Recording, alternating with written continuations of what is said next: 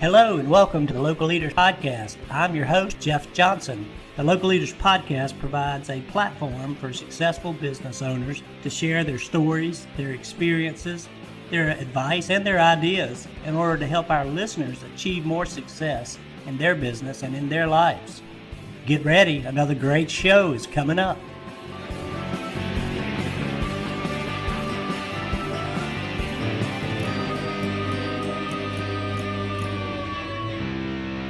Hey, good afternoon, everyone. My name is Jeff Johnson, and I'm your host of the Local Leaders Podcast. And I am excited today to bring to you all the way from Round Rock, Texas.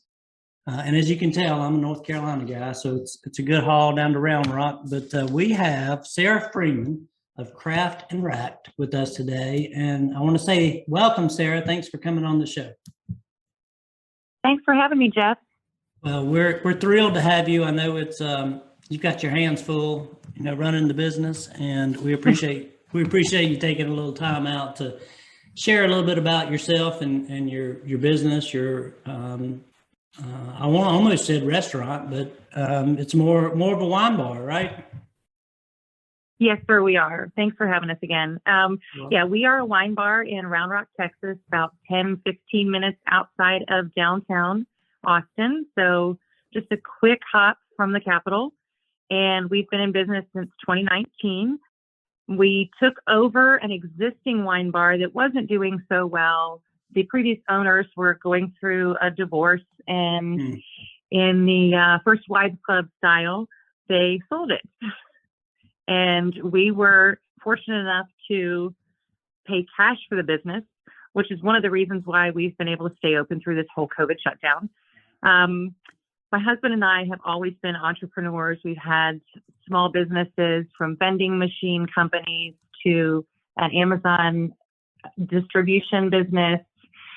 We were on, let me think, we owned about 150 different websites at one point, and we did affiliate marketing with online and land-based casinos. Interesting. So we've had our fair share of Yeah, that's a unique background. It's been a fun little journey. Mm-hmm. Right. And then before we opened the bar, I was a corporate events manager for about 15, 16 years. And my husband has always been in customer support, technical support, QA, that kind of thing. Currently work for a very big search engine company. I don't know if I'm allowed to say the word. You can say anything here. Okay. My husband works for Google. Okay. So in 2019, early 2019, my husband and I had been taking care of our granddaughter while our daughter, who's a single mom, was working as a general manager for a local pizza restaurant.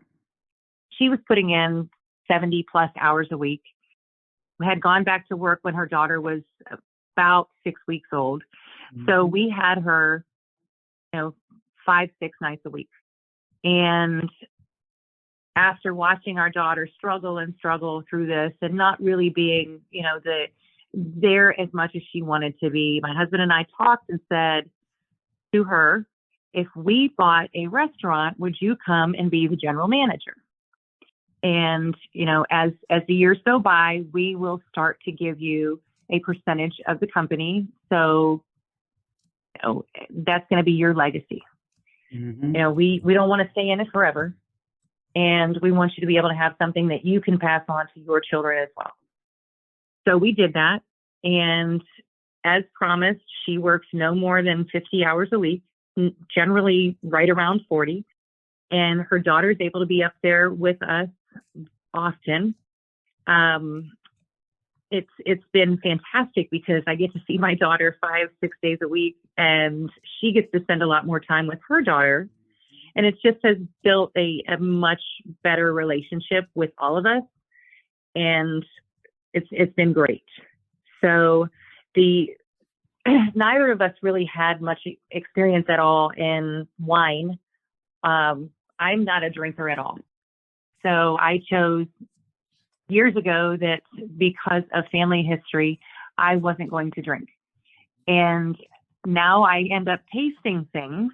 So I've tasted hundreds and hundreds of different wines, hundreds of different beers. During COVID, we also got our mixed beverage license. So we are a full service bar. And now I know far more about wine than I ever wanted to. So if you have any questions on it, please let me know. Absolutely. Tell me what you like, and I can tell you exactly which wines to get. Okay. We are a full service restaurant. We started as a bar, so we just had a mixed beverage license, a wine and beer license when we opened in 2019. When COVID hit, we decided to go ahead and get our mixed beverage license. And so at that time, the governor had allowed to go mixed drinks. So with different types of bags and zip ties and stickers and all these sorts of things, we were able to send out and kind of increase a little bit of sales from the mixed beverage. We also did it with beer and wine. And before we were able to reopen with COVID, once we got our mixed beverage license, we also reclassified as a restaurant. So that was a little bit easier for us because during the COVID shutdown, obviously the majority of our sales were not going to be beer and wine. Right. And we had to stay under 51%. We do a vast array of appetizers. We're really known for our charcuteries, which if you've not seen one of those, it's kind of like the adult version of a Lunchable. Mm-hmm. And right now we have 15 different types of artisan cheeses, and we have 6 types of cured meats. And those they stay, some of them will stay, and sometimes we change different cheeses around or change different meats around. And we put together this beautiful artwork for you to enjoy with a glass of wine or a beer or a whiskey flight or whatever type of drink you're going to have. One of the cool kind of things that we have done now is when we got our mixed beverage license, one of our bartenders, which is a friend of ours, he works on Sundays with us and only came to work with us because he was stuck in his house all week. He's like, I've got to get out of the house. I need so something he's been to with do. us a little over. Yes, exactly. So been with us a little over a year. And he likes to mix drinks. So he and I both have kind of a palate with the cooking. And in the last 6 months or so, we've come up with about 12 different proprietary drinks. Wow. From one that we call a purple paisley, which is a mix of cranberry, whipped vodka, and raspberry liqueur. And then we have our liquid churro, which is just like it sounds, tastes like a churro, and it's served with a fresh baked churro on the side. And it's, made with some horchata and Malibu and spiced rum. So it's delicious. We do a spicy lemonade. Texas is known for things spicy. So we have a jalapeno lemonade. We have our Texas tea. We have our Texas sweet tea, which are very similar to Long Island, but they have whiskey in them because it's Texas. Yes. So anyway, some of the other things that we have, we're one location. We may go ahead and expand depending on what the market looks like. So we are a casual dining establishment. I like to call us comfy posh. We have these nice big velvety couches and kind of an industrial feel to the whole place. It's just a really cool place to be. And we are, like everyone else, short on staff, but we have an amazing group of staff members. Myself, my daughter, and my youngest son is a bartender with us. We have a cook that came from Iran who's got an amazing backstory, and maybe we'll get to that later if we have time.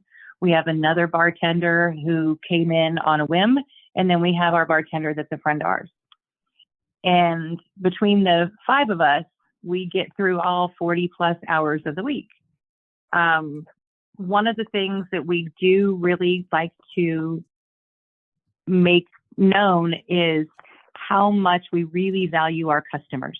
And I know everybody says that, But it really is true. And, sorry, I had to decline a phone call there. Happens every time. It really is true. Yes. Not just so much valuing our customers as, making sure we bring them back. If we do something right or if we do something wrong, we want to know about it. We always want to make sure that it's anything that we have is a teaching moment. We're also very much word of mouth, even though my husband does tons of marketing and tons of, social media posts, things here and there. We're still in kind of a little weird location in the city that people come in and they're like, oh, I didn't know you were here. How long have you been open? And we tell them, we've been here 2.5 years, and they're just shocked. Like, why haven't I ever heard of you? So then they tell their friends and tell their friends and tell their friends, kind of thing. And that's usually how it goes. And no matter what you do and how hard you guys are working on getting the word out, it's you hate to hear that when the customer tells you, hey, we didn't know you were here, but it does happen. Right. And we didn't know it was there when we were looking for a place to buy. Yeah. We just happened upon it. So, yeah. So that's us in a nutshell, I guess, a bigger nutshell. But well, no, thank you for thank you for sharing that, because that was a well presented synopsis of the business and kind of what you guys involved in, have been doing, and a good summary of everything that you have to offer. And some of those drinks sound amazing. I would love to try some of those. The jalapeno lemonade, my wife would really like that. But I wanted to go back to one thing, and we talked about it when you and I spoke before, but you guys have found a way, it's really, I don't know if it's unique or not, because in the restaurant world or the bar industry, but specifically in restaurants, there's often family-oriented businesses where families work together and are able to make that work. But you guys, it seems, are making it work really well. And one of the big challenges with restaurants is work-life balance, and you guys seem to have found a really good way to balance it. Yes, we have. Yeah. So we, my daughter is currently dating, and we actually switched our schedules. So I cover for her one day during the week. Now I'm up there most every day, but I cover for her one day, and it's the day that her boyfriend is off work. So her boyfriend's a tattoo artist here in town, and they get to have 2 days off. They're not together. They're not consecutive days, but they get to have 2 days off together. That's perfect. So, we are, if she's running late, obviously, because of something with her daughter, it's like, hey, Texas is all about like ish timing. I don't know if you're familiar with that phrase, but like 4-ish. Yeah. So, yeah. That's what I live by. I'll be there at like 3-ish. Yeah. Yeah. It's just very relaxed. We wanted this to be so different from her previous experience where it was so stressful, and, she was just bound and determined at that old job to have, her labor at like 12%, which is insane. I was like, that's okay if we don't have it at, if we're ish, 18, 20-ish, we're good. Mm-hmm. And, she and I will go through things. She does pick all of our wines and beers, and just kind of, I want to make sure that she really feels like that she's got an investment in this. Yeah. And after her 1-year anniversary with us, my husband and I did take portions of our stock holding or our ownership, and we gave those to her. So she actually is part owner now. Fantastic. And then she and I realized last week that my 45% and her 10% overshadows the majority. Don't tell my husband that. No, we are majority holders. Yeah, we'll keep that quiet. This is the ladies are in charge. Watch out. Right, right. But I mean, we don't ever, like, I won't do anything. I won't make any business decisions independent of speaking to her and speaking to my husband. And likewise for them as well. Well, it sounds like you guys have really made that work, and you, like you said, you get to see your grandchild, and um, what else could you ask for? You got great work, a great work environment. Oh, I You know. got your family involved, so it can work. To all of our listeners out there It can. who are Yeah. working with their families, but not necessarily in a good way. There is hope. Yes. And I mean, that's one thing that you really have to stress on a family owned business is the separation of the personal life and the business life. I love my daughter to death, but if she's doing something that is irritating in the business, then I'll call her out on it. And she does exactly the same to me. And I am not offended at all. I think that's fantastic that she's able to do that. And that's one leadership challenge that I think a lot of places have too, especially when you don't have very many employees, is getting a little too involved, friendly with your staff and, becoming friends with them and like outside, which, I value our staff. I love them to death, but I think there's a time and a place for that sort of friendship. And, they know that I care about them, but they know that they have their personal life and I have my personal life, and I'm not trying to mix those. We'll do anything, for our staff. And we actually, unfortunately, learned the hard way this past Christmas with one of our staff members who had gotten COVID.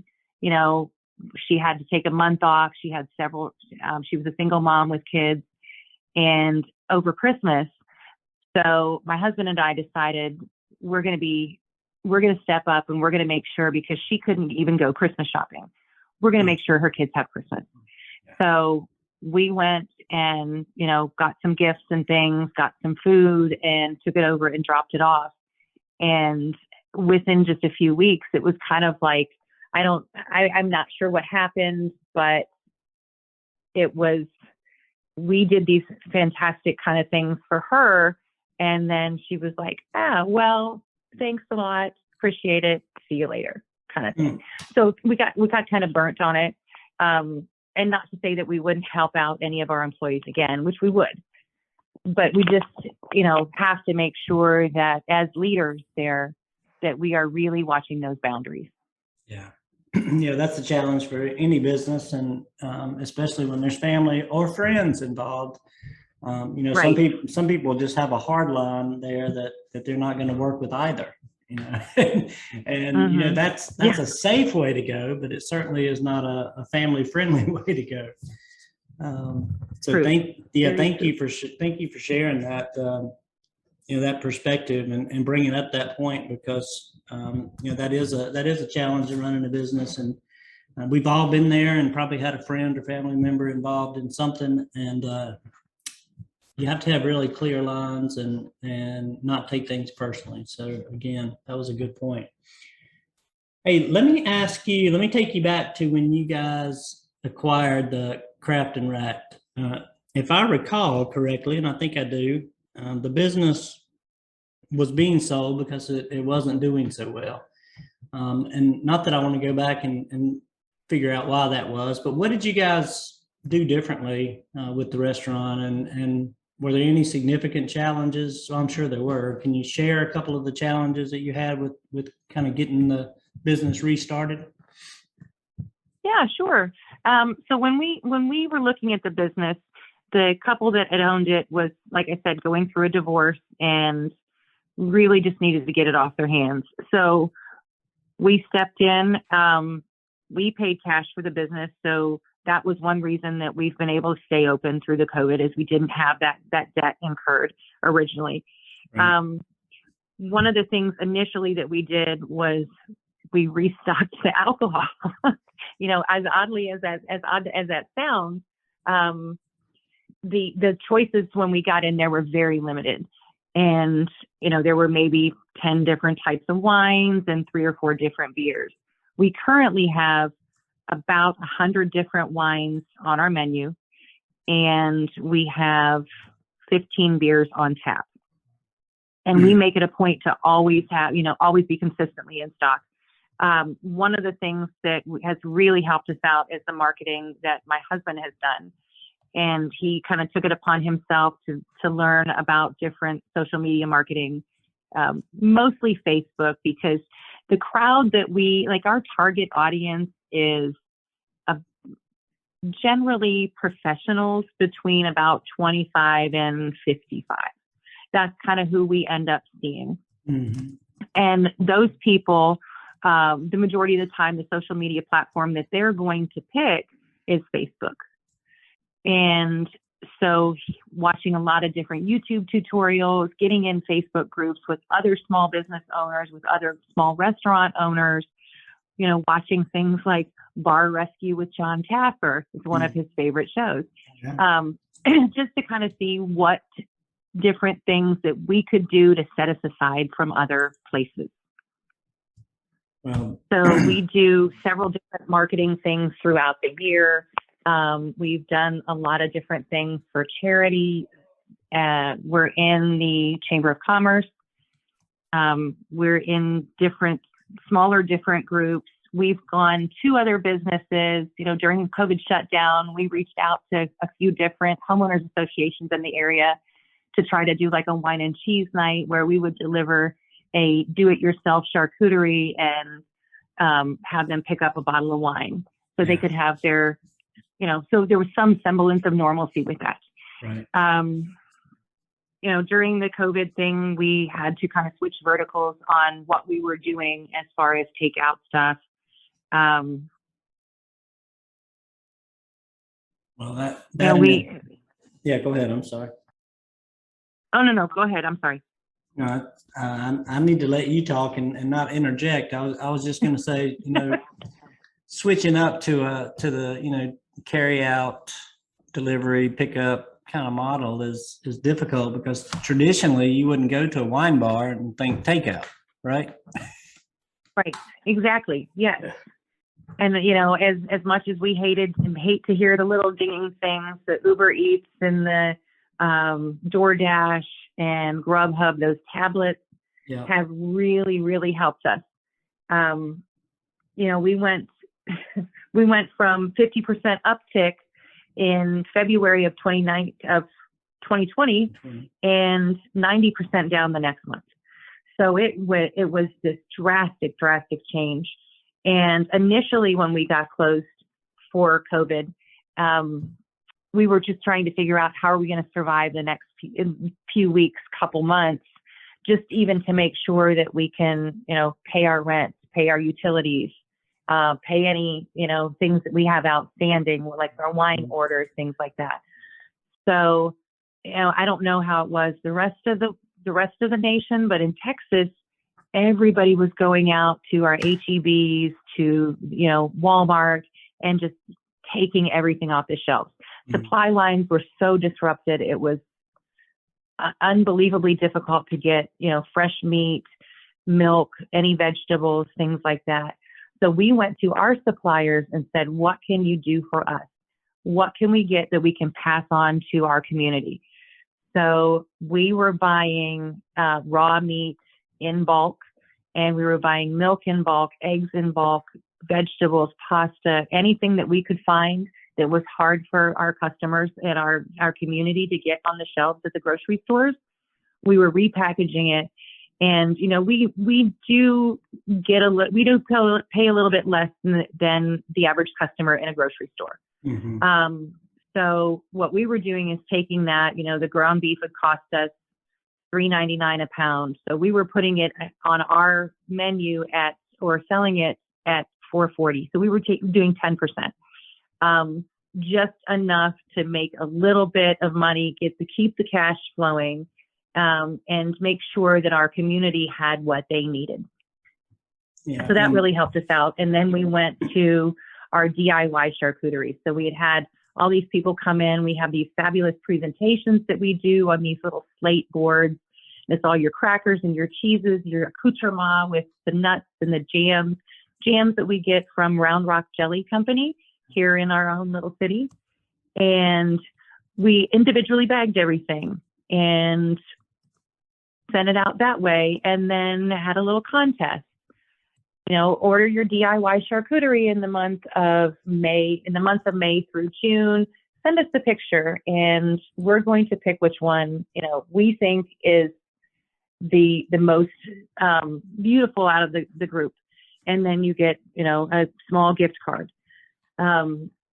So one thing that we noticed with like the gift cards and things, and we do different promotions throughout the year. We do a red envelope promotion, so they take an envelope, they can't come back till the next month. We have to open it. For other restaurateurs, is giving away food items and gift certificates. The attrition rate is pretty high. So we could give away 50 envelopes that have everybody has a free item in there, and we might get back 7 to 9 of them. Sometimes we'll get back more, but the odds are pretty good that you are going to see a really good value in doing that, where the customer has to come back. I like that. I like that idea. In fact, you just reminded me of it because I hadn't heard of anyone doing that in a long time, and I ran across it somewhere a year or two back, and thought it was really cool and unique, and a good way to try to get returning traffic. And so, as far as you could tell, that was a good program for you guys. It was. Yeah. And the first time that we did it, I think we gave away 250 envelopes, and it was in December. So it was like a Christmas thing. Mm-hmm. And we did have, our top prize was a $100 gift certificate. And we didn't know who we were giving it to. My daughter and my husband and I stuffing envelopes and, folding all the papers and then shuffling them up. So we wanted to make sure it was a surprise to us as well. Right. We weren't trying to hand pick who was going to win. That's awesome. And I know that happens, and you know what, that's okay. But we ended up having a couple that won who had only come in a couple times, and now they come in all the time. Wow.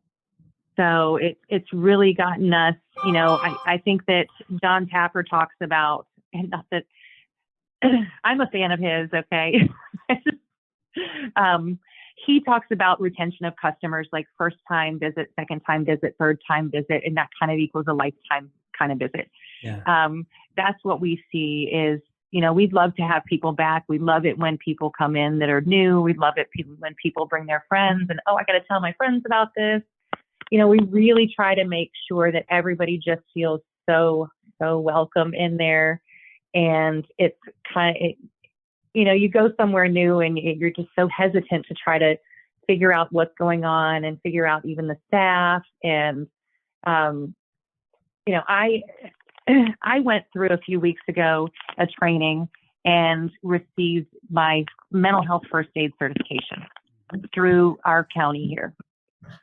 And that gives me the opportunity to talk to people, especially those people who came in like the first time, and be able to recognize like somebody who may be on the verge of a mental health crisis, or who may have, some sort of tendency for an overuse or abuse of alcohol.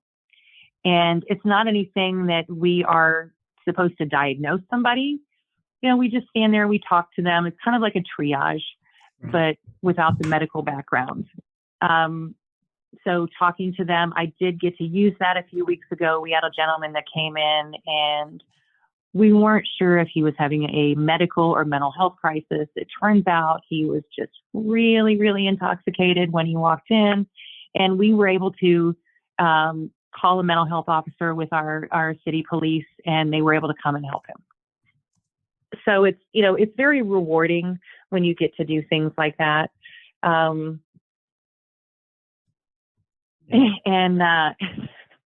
I hate to admit this, but at 48 years old almost, I finally decided, what I want to be when I grow up. And I start back in college next week to be a hospice nurse.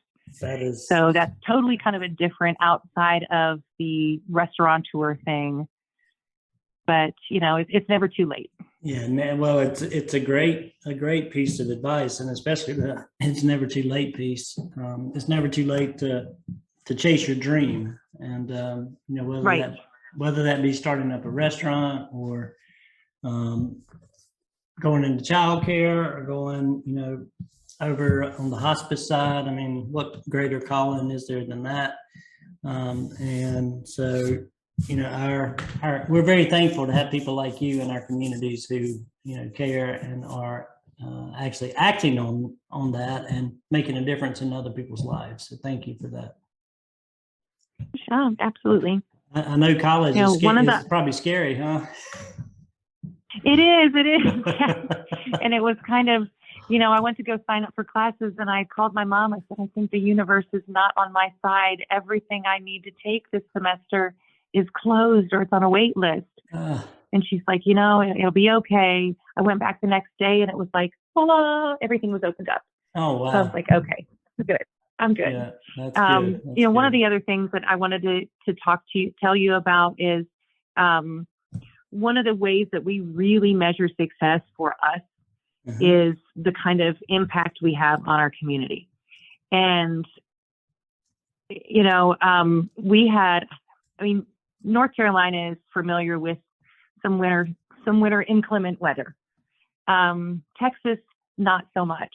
So in February of this year, you probably saw it on the news, a major ice storm where it knocked out power and water for a lot of people in our community for days and days. Again, supply chains interrupted because trucks couldn't get through. You know, gas stations were few and far between that were open, and the ones that were open had 8,000 people in line to buy anything that they could off the shelf. Right.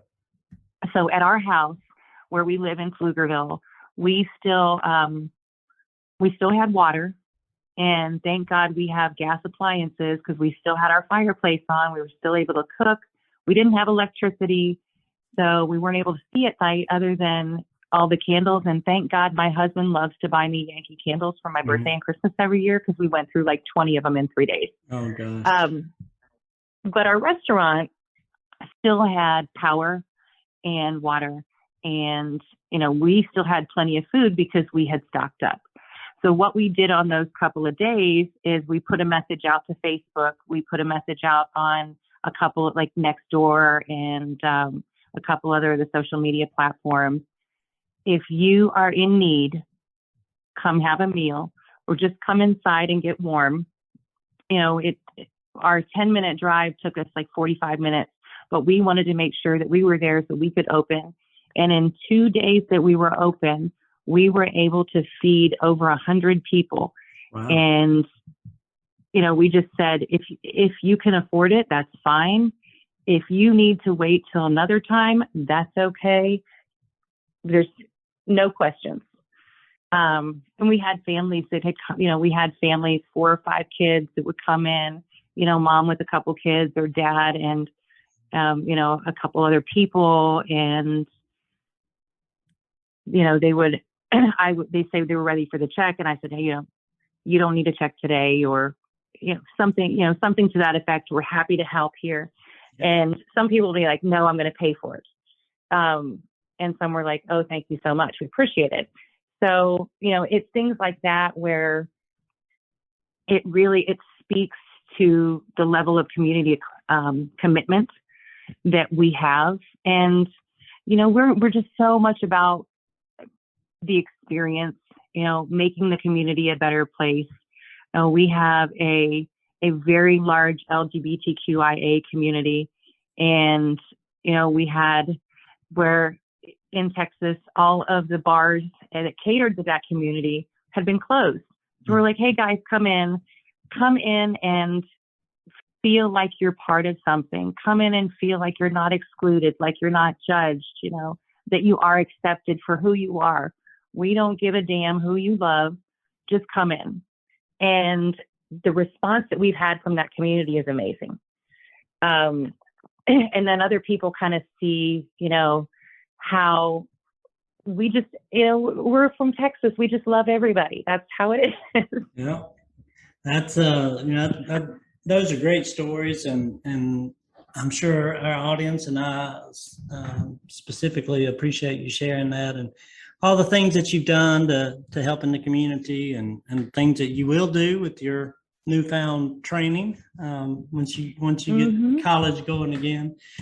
You mentioned the potential for expansions. I'll just roll back just for a few minutes and and touch on that, because I think we're coming to about a half an hour now, maybe a few minutes longer. But you guys are considering a second location. Would it be somewhere there in Texas, or are you looking outside of Texas? Or it would absolutely be. Go ahead. I'm sorry. Definitely in Texas. There are a couple different wine bars. There's another one that's in Round Rock in our same city. And there's one that's in Pflugerville where we live, that we've actually become very good friends with the couple that, one of the couples that owns it. But there are a couple other little suburbs that don't have, people will come to us and they're like, we don't have this. And it's 15 or 20 minutes away. So we're just kind of looking, keeping an eye out, keeping some feelers out, kind of thing, and trying to decide, if we open up another location, is it going to be, I'm going to go run it, or we're going to hire somebody else to run it? It's just kind of like all the things around there, the time management, what her career looks like with us or outside of us. So if my husband had his way, we would open a dozen locations. We would franchise. Yeah.